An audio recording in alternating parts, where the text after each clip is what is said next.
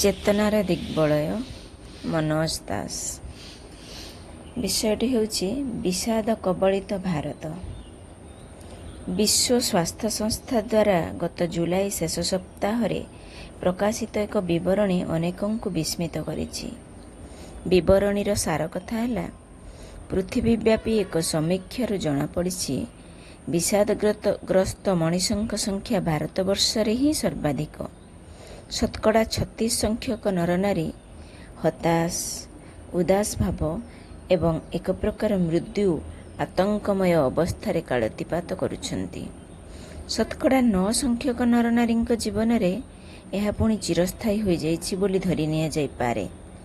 ଏହା 2011 ମସିହାର କଥା। 2019 ପର୍ଯ୍ୟନ୍ତ ବାର୍ଷିକ ହିସାବରେ ଭାରତର ସ୍ଥାନ ଅପେକ୍ଷାକୃତ ତଳକୁ ଅବନମିତ ହୋଇଛି। ଜଣେ ଅଭିଜ୍ଞ ବନ୍ଧୁଙ୍କ ମତରେ ଏ ହିସାବ ଠିକ୍ ନୁହେଁ। ଅର୍ଥାତ୍ ବିବରଣୀରେ ଦର୍ଶାଯାଇଥିବା ସଂଖ୍ୟାଠାରୁ କମ୍ ଲୋକେ ବିଷାଦଗ୍ରସ୍ତ ନା ବେଶ୍ କିଛି ଅଧିକ? କାରଣ ଅନେକ ଲୋକ ନିଜ ଦୁର୍ବଳତା ସହଜରେ ପ୍ରକାଶ କରନ୍ତି ନାହିଁ। ଜଣେ ବିଷାଦଗ୍ରସ୍ତ ଗୃହସ୍ଥ ସ୍ୱୀକାର ନ କରିପାରେ ଯେ ସେ ବାସ୍ତବିକ ସେଭଳି ମାନସିକତାରେ ପୀଡ଼ିତ।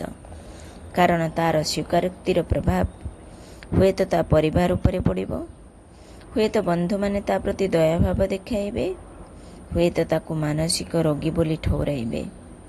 ବନ୍ଧୁଙ୍କ ଆକଳନ ଠିକ୍ ନ ହୋଇପାରେ। କିନ୍ତୁ ଶତକଡ଼ା 36 ସଂଖ୍ୟକ ଭାରତୀୟ ବିଷାଦଗ୍ରସ୍ତ ହୋଇଥିଲେ ମଧ୍ୟ ଅନେକଙ୍କ ପାଇଁ ତାହା ବିସ୍ମୟକର କଥା। କାରଣ ଭାରତ ହେଲା ଆଧ୍ୟାତ୍ମିକତାର ଦେଶ। ଆମେ ବିଶ୍ୱାସ କରୁ ଯେ ଭଗବାନ ହିଁ ସର୍ବନିୟନ୍ତା। ତାଙ୍କ ଅଜାଣତରେ କିଛି ଘଟେ ନାହିଁ। ଅତଏବ ମୋ ଜୀବନରେ ଯଦି କିଛି ଅପ୍ରତ୍ୟାଶିତ ଦୁଃଖର କାରଣ ଦେଖାଦେଇଥିବ, ତେବେ ମୋର ବିକାଶ ପାଇଁ ନିଶ୍ଚୟ ତାହାର କିଛି ଭୂମିକା ରହିଛି। ଆମ ଜୀବନ ଗୋଟାଏ ଜନ୍ମକାଳ ମଧ୍ୟରେ ସୀମାବଦ୍ଧ ନୁହେଁ। ଜନ୍ମ ମୃତ୍ୟୁ ମଧ୍ୟ ଦେଇ ଆମେ ଏକ ପରମ ଲକ୍ଷ୍ୟ ଦିଗରେ ଧାବମାନ ହୋଇଛୁ। ସୁଖ ଦୁଃଖ ଯାହା ଘଟୁ, ସେହି ଲକ୍ଷ୍ୟରେ ଆମକୁ ପହଞ୍ଚାଇବାରେ ତା'ର ଅବଦାନ ନିଶ୍ଚୟ ଭାବରେ ରହିଛି। ସର୍ବୋପରି ଆମର ସମସ୍ତ ଦୋଷ ଦୁର୍ବଳତାରୁ କିମ୍ବା ସେସବୁର ମନ୍ଦ ପ୍ରକ୍ରିୟାରୁ ଆମକୁ ରକ୍ଷା କରିବା ନିମନ୍ତେ ରହିଛି ଭଗବତ୍ କରୁଣା। ଏହା ହିଁ ଯଦି ଆମ ଜୀବନ ଦର୍ଶନର ଭିତ୍ତି ହୋଇଥିବ, ତେବେ ଆମେ କେମିତି ସାରା ପୃଥିବୀରେ ସବୁଠାରୁ ବିଷାଦଗ୍ରସ୍ତ ଜନତା ଭାବରେ ପରିଗଣିତ ହେଲୁ? ବାସ୍ତବରେ ଏ ଲେଖକକୁ ଏ ସମୀକ୍ଷାର ଫଳାଫଳ ମୋଟେ ବିସ୍ମିତ କରିନାହିଁ। ଏହା ଥିଲା ଅନିବାର୍ଯ୍ୟ। କାରଣ ଆମେ ଭାରତୀୟମାନେ ଆଜି ସ୍ୱଧର୍ମଚ୍ୟୁତ। ଆଶୁ ସୁଖ ଲାଳସାରେ ଆମେ ଦୁର୍ନୀତି ଓ ମିଥ୍ୟାଚାରର ପ୍ରଗାଢ଼ ପଙ୍କରେ ନିମଜ୍ଜିତ। ହଜାର ହଜାର ବର୍ଷ ତଳେ ଏକଦା ଅର୍ଜୁନ ମଧ୍ୟ ବିଷାଦଗ୍ରସ୍ତ ହୋଇ ପଡ଼ିଥିଲେ। ଭଗବାନ ତାଙ୍କୁ ତାଙ୍କ ସ୍ୱଧର୍ମ ସମ୍ପର୍କରେ ସଚେତନ କରାଇ ଦେଇ ସେ ଅବସ୍ଥାରୁ ଉତ୍ତୀର୍ଣ୍ଣ କରାଇଥିଲେ।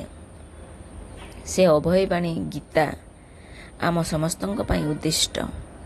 ଏ ଯୁଗରେ ପୁଣି ତା'ର ସର୍ବୋତ୍ତମ ବ୍ୟାଖ୍ୟା ପରିବେଷଣ କରିଛନ୍ତି ଶ୍ରୀ ଅରବିନ୍ଦ ତାଙ୍କ ଗୀତା ନିବନ୍ଧ ମାଳାରେ। ବିଷାଦ ଆଧ୍ୟାତ୍ମିକତାର ସମ୍ପୂର୍ଣ୍ଣ ବିରୋଧୀ। ଏକଥା ବହୁ ଚିଠିପତ୍ରରେ ଶ୍ରୀ ଅରବିନ୍ଦ ଏବଂ ଶ୍ରୀମା ଦର୍ଶାଇଛନ୍ତି। ସାମୟିକ ବିଷାଦ ସାଧାରଣ ମଣିଷଠୁ ଆରମ୍ଭ କରି ସାଧକ ଓ ଯୋଗୀ ସଭିଙ୍କ ଜୀବନରେ ମଧ୍ୟ ମଧ୍ୟ ଆସିଥାଏ। କିନ୍ତୁ ଦିବ୍ୟ ଶକ୍ତି ଏବଂ ଦିବ୍ୟ କରୁଣାରେ ଆମ ଆସ୍ଥା ଯଦି ବଳବତ୍ତର ଥିବ, ତେବେ ତାହା ଆମ ଚେତନାକୁ ବିପର୍ଯ୍ୟସ୍ତ କରିପାରିବ ନାହିଁ। ମନେହୁଏ ଏ ସମୀକ୍ଷା ଏକ ଚେତାବନୀ। ଆମକୁ ଆମ ବିଶ୍ୱାସ ଦୃଢ଼ତର କରିବା ଦିଗରେ ଏହା ଏକ ଆହ୍ୱାନ। ଆମେ ଯଦି ଏ ଆହ୍ୱାନର ଯଥା ମୁକାବିଲା କରିପାରିବୁ ଏବଂ ଯେତେ କର୍ମ ଆମ ଚେତନାକୁ ଗ୍ଳାନିମୟ କରୁଛି ସେସବୁରୁ ଯଦି ନିବୃତ୍ତ ରହିପାରିବୁ, ତେବେ ଆମେ ଆମ ଚଳିତ ଦୁଃସ୍ଥିତିର ଊର୍ଦ୍ଧ୍ୱକୁ ଯାଇପାରିବୁ।